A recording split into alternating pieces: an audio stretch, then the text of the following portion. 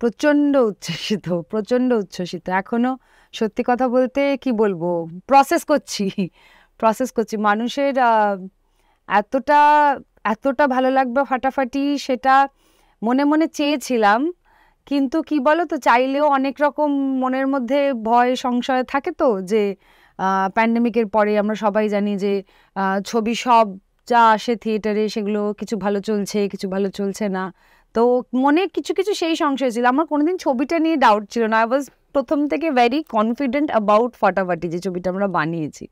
কিন্তু সেই সমস্ত ভয় এখন মুছে গেছে। এখন ছবি সুপারহিট, রমরমিয়ে চলছে সব হলে, এবং অনেকগুলো হল ভিজিট আমি নিজে করেছি, আমার টিম করেছে, এবং মানুষের এরকম ইমোশনাল রিয়াকশন, ঠিক আছে, যে সেটাই ডিপ ডাউন সামওয়্যার আমি চেয়েছিলাম, যে যাদের গল্প, যাদের কথা আমি বলতে চাইছি ছবিটার থ্রু, তারা মানে তাদের গল্পটা মানে তারা যাতে রিলেট করতে পারে।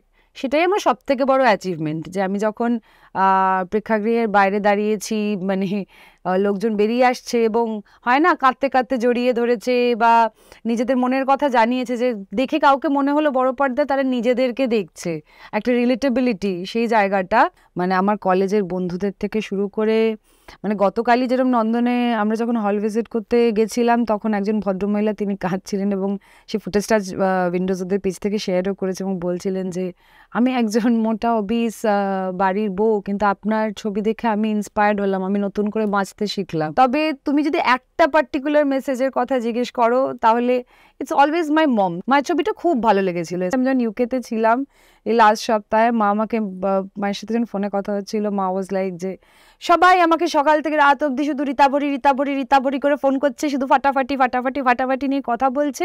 হ্যাঁ, আমার বিরক্ত হয়ে যাওয়ার কথা, এত ফোন আসছে, কিন্তু আমার এত গর্ব হচ্ছে, হ্যাঁ, যে আমি এখন ভীষণ গর্বিত রীতাভরির মা।